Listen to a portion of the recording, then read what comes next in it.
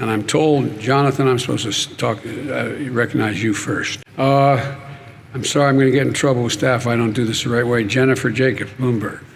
I'm going to get in trouble with my staff. Yeah, go ahead, but I pretend that you didn't answer you. The U.S. Contribution is the foundation to work out how we're going to deal with the 100 nations that are poor and having trouble finding vaccines and having trouble dealing with reviving their economies if they were in the first place in good shape. And I committed that we would provide a half a billion beyond the 80 million we've already done, 500 million doses of Pfizer vaccine, which we contracted to pay for. In addition to money we put into the COVID project, which is that COVID is, I know you all know, but a lot of people may not know what COVID is. That is a system whereby they're going to provide funding for states to be able to get access to vaccines on their own as well. By harassing the full potential of those who are harassing, we're going to have to change things. That's the whole idea. And for example, the rebuilding of Syria, of Libya, they're there. And for example, in Libya, that consistent with the interest of maybe for different reasons, but reached for the same reason, the same result. I want to ask you about it. And maybe you shouldn't be pushing on strengthening the European Union to deal with the West, not just to have, and so on. And I said, for an American president to, every president to be sustained or prime minister has to represent the values of their country. And I pointed out, and I mean this sincerely, we're unique as a country. We're built on, we're unique in the sense that we're— Justify that. And what are your plans? 120 days. Give me a break. Need time. And there is, one of the things some of my colleagues said to me when I was there was, well, the United States' leadership recognizes there is global warming. And I know that sounds silly, but we had a president who basically said it's not a problem, global warming. It is the existential problem facing humanity. So we're going to provide up to $2 billion to support developing countries as they transition away from unabated coal-fired power. But you're not having a joint press conference with Putin. Why not take the chance to stand side by side with him and say those things to him with the world watching? Well, let me make it clear. With regard to, I always found, and I don't mean to suggest that the press should not know, but this is not a contest about who can do better in front of a press conference or try to embarrass each other. It's about making myself very clear what the conditions are to get a better relationship with Russia. Don't doubt that I'll be very straightforward with him about our concerns, and I will make clear my view of how that meeting turned out, and he'll make clear how from his perspective, how it turned out. America is back at the table. America is back at the table. The lack of participation in the past and full engagement was noticed significantly, not only by the leaders of those countries, but by the people in the G7 countries. What I don't want to do is be getting too far ahead and suggesting that we can do things and I can do things, the United States can do things that I don't have done yet. So, well, good afternoon. And let me start by thanking Prime Minister Johnson for incredible hospitality and welcome that he provided for all of us at the G7. I'd like to thank Yale Lempert, who is our chargé at the embassy, filling in for the ambassador. We'll have one soon, but she did a great job supporting the entire team, and Yale is vital to keeping this UK-US partnership going and moving smoothly as it is now. We've just wrapped up what has been an extraordinary collaborative and productive meeting in the G7. Everyone at the table understood and understands both the seriousness and the challenges that we are up against, and the responsibility of our proud democracies to step up and deliver for the rest of the world. That's what the G7 is all about, and rallying the world's democracies to meet the challenges that the world faces and deliver for our people and for people, quite frankly, everywhere. Ending the pandemic and maintaining robust support for an equitable, inclusive global economic recovery were the top priorities of our nations as we got together. We know we can't achieve one without the other. That is, we have to deal with the pandemic and in order to be able to deal with economic recovery, which, as we're doing in the States, but we committed that we're going to do more for the rest of the world as well. The fact is that the U.S. contribution is the foundation to work out how we're going to deal with the 100 nations that are poor and having trouble finding vaccines and having trouble dealing with reviving their economies if they were in the first place in good shape. And I committed that we would provide a half a billion beyond the 80 million we've already done, 500 million doses of Pfizer vaccine, which we contracted to pay for. In addition, the money we put into the COVID project, which is that COVID is, I know you all know, but a lot of people may not know what COVID is. That is a system whereby they're going to provide funding for states to be able to get access to vaccines on their own as well. But the bottom line is what that generated was a commitment by the rest of our colleagues at the G7 that they would provide another 500 million. So we're going to have 1 billion doses of vaccine. And in our case, that includes sharing more than not just the 1 billion doses overall, but we're going to provide for 200 million of those doses by the end of the year, another 300 million by the first half of next year.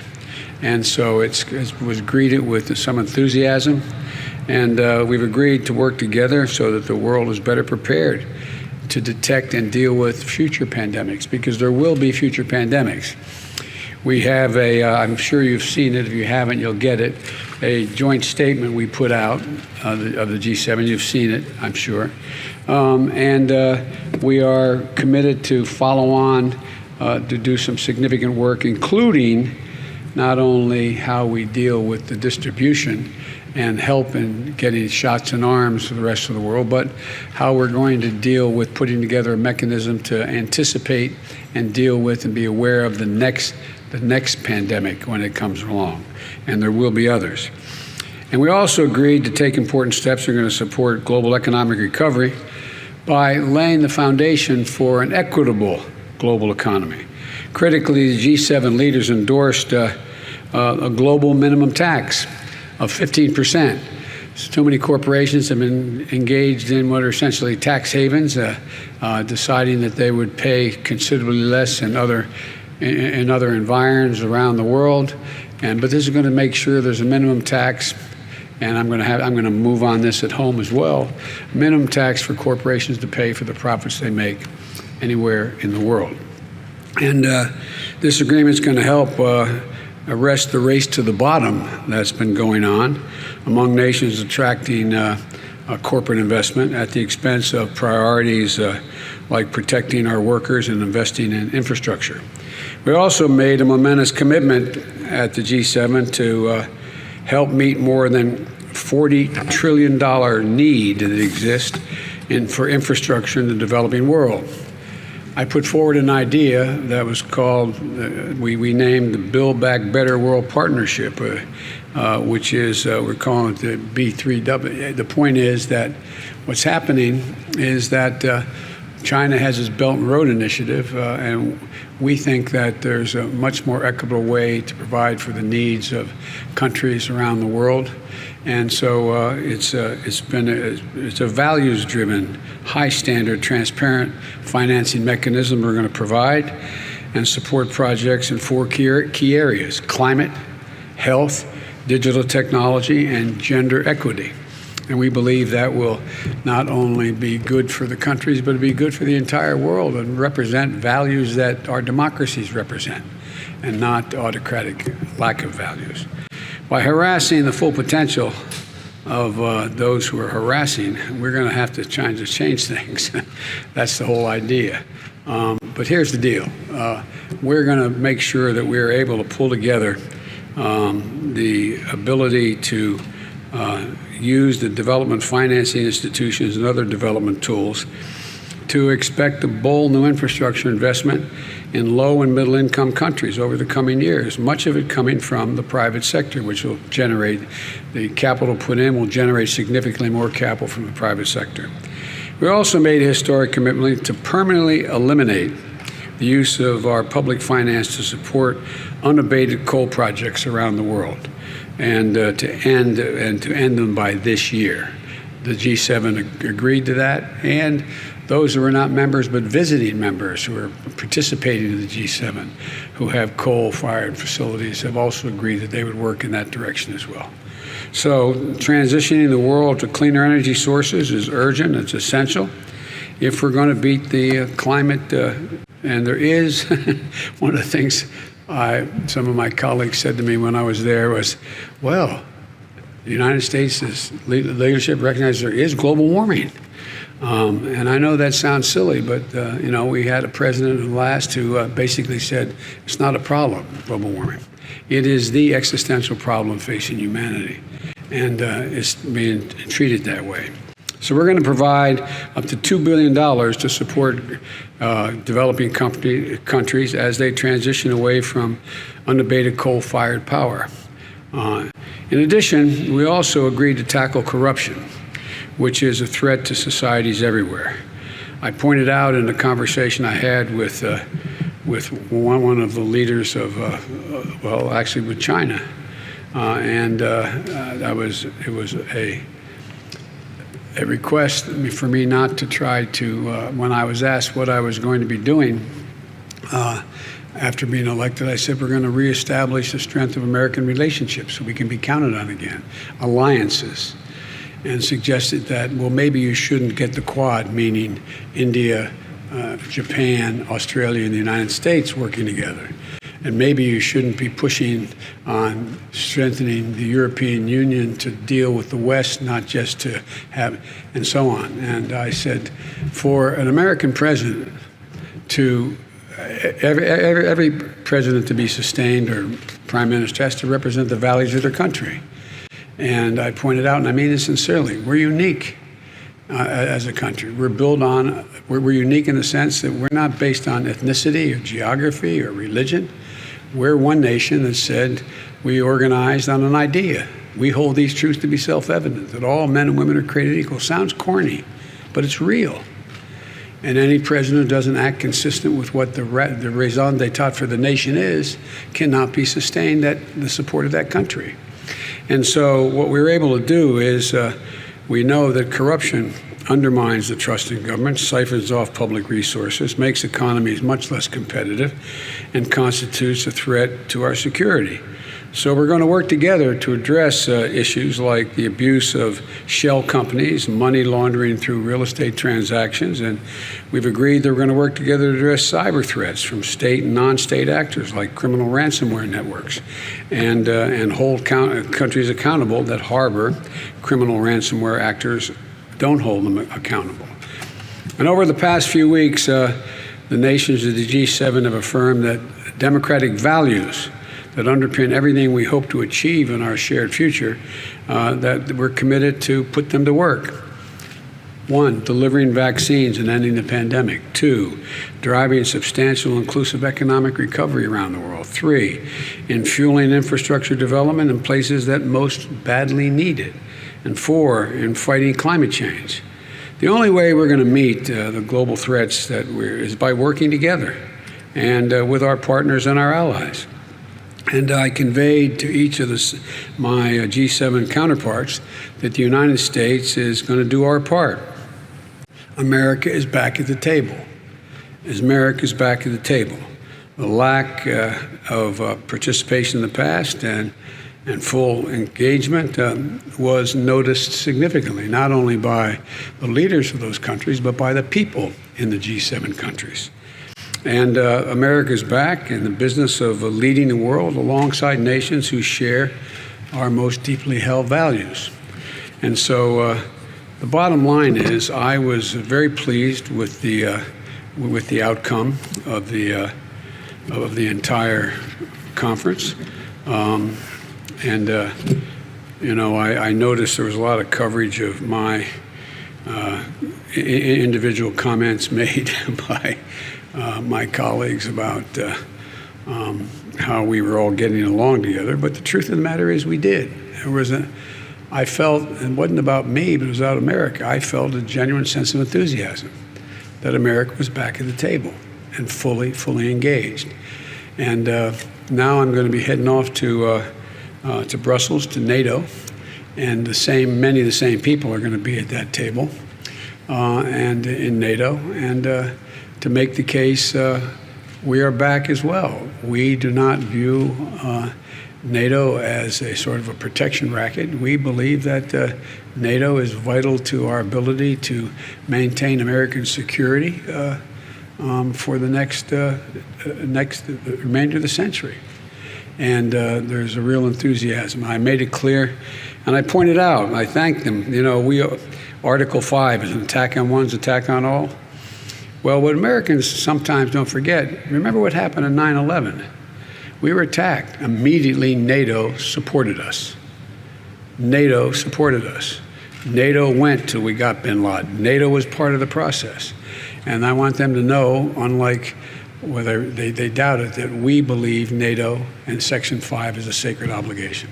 Bottom line is, I think we've made some progress in reestablishing American credibility among our closest friends and our values. Now, why don't I take some of your questions? And I'm told, Jonathan, I'm supposed to recognize you first. Well, I appreciate that, sir. Thank you very much. Mr. President, Vladimir Putin, thank you.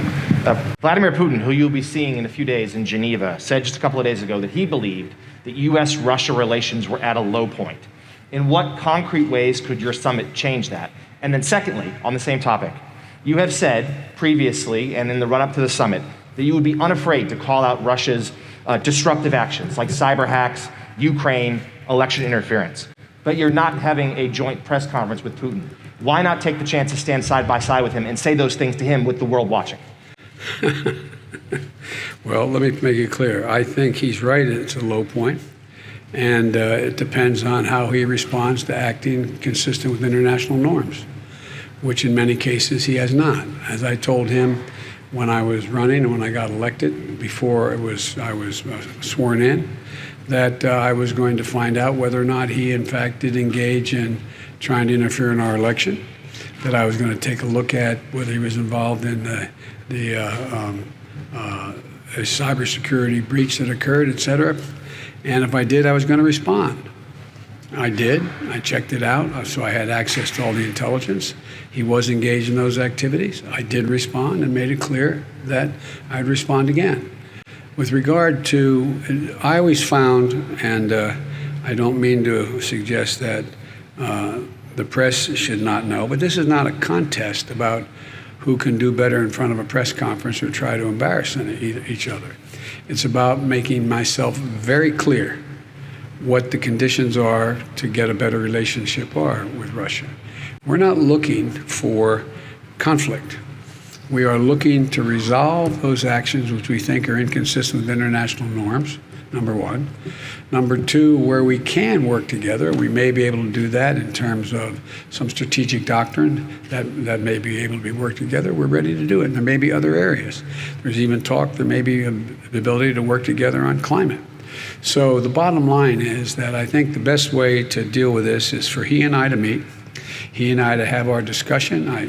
I know you don't doubt that I'll be very straightforward with him about our concerns, and I will make clear my view of how that meeting turned out, and he'll make clear how from his perspective, how it turned out. But I don't want to get into being diverted by did they shake hands, how far did they talk, who talked the most, and the rest. Now, he can say what he said the meeting was about, and I will say what I think the meeting was about. That's how I'm going to handle it. I'm sorry, I'm going to get in trouble with staff if I don't do this the right way. Jennifer Jacobs, Bloomberg. China seems to be doing exactly what it wants to do with regard to Hong Kong, with regard to Xinjiang, with the South China Sea, and many other issues, despite pressure from you and from allies. The final language in the G7 communique does have some mentions of China, which is different from past years. But I know it's not as tough as you and your team wanted it to be. We saw a draft of the communique, and it's not quite as tough. So why isn't it as tough? There isn't very much action in it. There's some calls for China to be respectful. But why isn't that communique a little bit tougher? Are you disappointed in that? And what can you do to change some of these actions by China? Well, first of all, I think it, as you know, last time the G7 met, there was no mention of China. But this time there is mention of China. The G7 explicitly agreed to call out human rights abuses in Xinjiang and in Hong Kong, explicitly. 2, to coordinate a common strategy to deal with China non-market policies that undermine competition. They've agreed, and that's underway now, how to do that. 3, to take serious actions against forced labor in solar, agriculture, and the garment industries, because that's where it's happening. And they've agreed we will do that. To launch what I said earlier, I really feel very strongly. I propose that we have a democratic alternative to the Belt and Road Initiative, to Build Back Better. And they've agreed to that, and that's underway as the details of that. We agreed that we put together a committee to do that and come up with that. And thirdly, that we are going to insist on high standards for a climate-friendly, transparent alternative to the Belt and Road Initiative. And but in the meantime, we're going to move forward. Look, I think it's always. Let me put it this way. I know this is going to sound somewhat prosaic, but I think we're in a contest, not with China per se, but a contest with autocrats, autocratic governments around the world, as whether or not democracies can compete with them in the rapidly changing 21st century. And I think how we act and whether we pull together as democracies is going to determine whether our grandkids look back 15 years from now and say, did they step up? Are democracies as relevant and as powerful as they have been? And I walked away from the meeting with all of my colleagues believing that they are convinced that that is correct now too. I shouldn't say now, not just because of me, but they believe that to be the case. And so I think you're going to see just straightforward dealing with China. And again, we're not looking, as I've told Xi Jinping myself, I'm not looking for conflict. Where we can cooperate, we'll cooperate. Where we disagree, I'm going to state it frankly, and we are going to respond to actions that are inconsistent. For example, we talked about trade. It's one thing to talk about whether or not our agriculture policy makes sense. It's another thing to say, by the way, you're demanding that if I do business in your country, I've got to give you all my trade secrets and have the Chinese partner have 51% of that? No, not us. So are you saying, Mr. President, are you satisfied with what came out in the communique, or did you wish it were tougher? Do you wish there was more action on China? I think there's plenty of action on China, and there's always something that you can, I'm sure my colleagues think there's things they think they could improve that they want it, but I'm satisfied. Steve Holland, Reuters. Thank you, sir. Just to follow up on Jennifer's question, the communique cited a variety of fronts on China, everything from human rights, the origin of the COVID virus, Taiwan. What do you think China needs to do to ease tensions? I think China has to start to act more responsibly in terms of international norms on human rights and transparency. Transparency matters across the board. And I think the idea that for example, one of the things I raised and others raised, I wasn't the only one who raised this at the G7, is that we don't know, we haven't had access to the laboratories to determine whether or not, I have not reached a conclusion because our intelligence community is not certain yet, whether or not this was a consequence of from the marketplace of a bat and interfacing with animals in the environment that caused this COVID-19, or whether it was an experiment gone awry in a laboratory. It's important to know the answer to that, because we have to have access. We have to build a system whereby we can know when we see another lack of transparency might produce another another pandemic. We have to have access. The world has to have access. So we're trying to figure out at the G7 whether we could put together an international basis upon which we could have a bottom line with what the transparency accounted for. And you mentioned that the argument behind the scenes, that you had not mentioned China in 3 years in one of these communiques. What did you argue behind the scenes to try to bring people to the point where they got? To answer that question, there's no way to answer without sounding self-serving. Let me just say this. I just laid out what I thought was the need for us to be consistent, to protect our economies, and to see to it that other struggling economies who needed help got the help and were not held captive by other nations. But you might ask that to others. I'm not trying to be a wise guy, but Wall Street Journal, Andrew? As you said, the G7 countries committed to send 1 billion coronavirus doses overseas. But the World Health Organization says 11 billion doses are needed. Yes. How are you going to bridge that gap? Will the U.S. commit to send additional doses overseas? And given that gap, is it actually realistic to end the pandemic by 2022? It is. It may take slightly longer worldwide, but the United States is going to continue. I think there's a possibility over 2022, going into 2023, that we would be able to be in a position to provide another billion, us. But that's not done yet. I've been very careful as I've dealt with this pandemic to tell you what I know and say what I thought could be done. And when I've announced that I've gone and done it, what I don't want to do is be getting too far ahead and suggesting that we can do things and I can do things, the United States can do things that I don't have done yet. So there was a clear consensus among all our colleagues at the G7 that this wasn't the end. We were going to stay at it until we were able to provide for the needs of the whole world in terms, because look, it's not just the right thing to do, and from a how can I say it, from a moral standpoint, but it is also the correct thing to do in terms of our own health, our own security. You can't build a wall high enough to keep out new strains. You can't do that. And so I think this is going to be a constant project for a long time. And there may be other pandemics. Again, setting up a system whereby we can detect before it gets out of control a pandemic that may be on the horizon, a virus, is important. So we are not going to, as long as there's nations in need of being able to be vaccinated, we in fact, not only that, we've been engaged in helping, which I've made clear, and most of my colleagues understood it. I mean, no, they understood it, knew it from trying it themselves. This is a gigantic logistical effort. It's one thing to send nation X number, Y number of vaccines. Another thing to have the people that can actually get it in somebody's arm.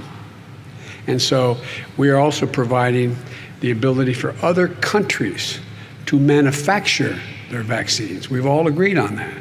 India has the capacity to do that. They don't have the material capacity thus far to do the manufacturing, but there's a lot going on to provide, not only to, quote, give vaccines, but to provide the ability of the countries in question to produce their own vaccines. I'm not going to answer it. No, I'm joking. Last question. Peter Alexander, NBC News. Thank you very much. About Vladimir Putin and your meeting this week, as you're well aware, the U.S. has been slapping sanctions on Russia for years for its malign activities, and Russia has not stopped. So what specifically will you do differently to change Vladimir Putin's behavior? Well, first of all, there's no guarantee you can change a person's behavior or the behavior of his country. autocrats have enormous power. They don't have to answer to a public. And the fact is that it may very well be, if I respond in kind, which I will, that it doesn't dissuade him. He wants to keep going.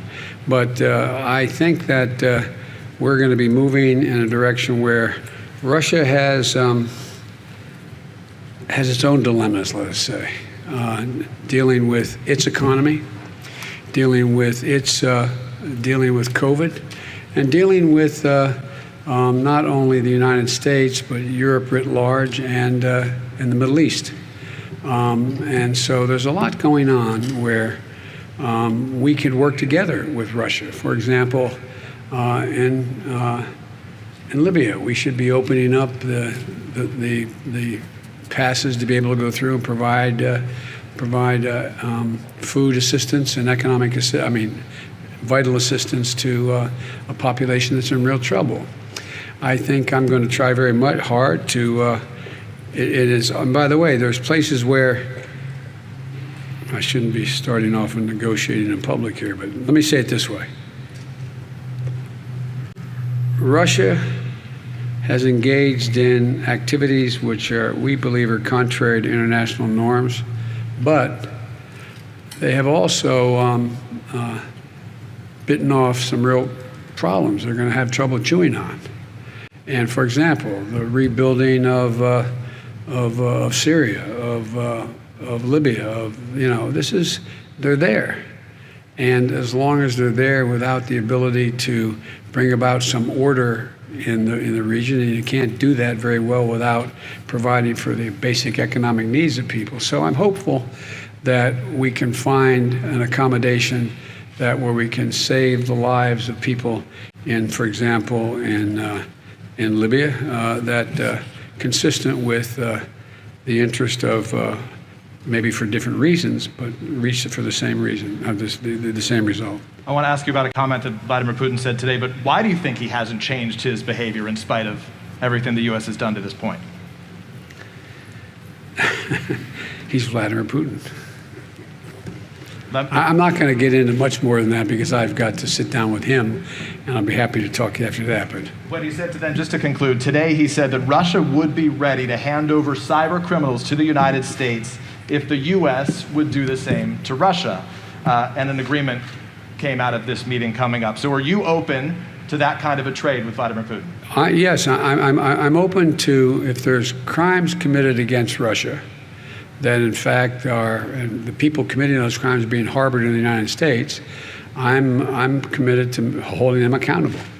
And I heard that, I was told as I was flying here that he said that. I think that's potentially a good sign and progress. So thank you all very, very much. Thank you. The European allies. Can I ask a question about the European allies? I'm going to get in trouble with my staff. Yeah, go ahead, but I pretend that you didn't answer you. Thank you very much, sir.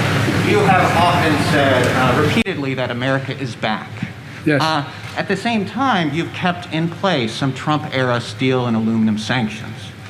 And I wanted to ask you, when you're having these conversations with European allies who are very concerned about these sanctions, how do you justify that? And what are your plans to 120 days. Give me a break. Need time. Thanks.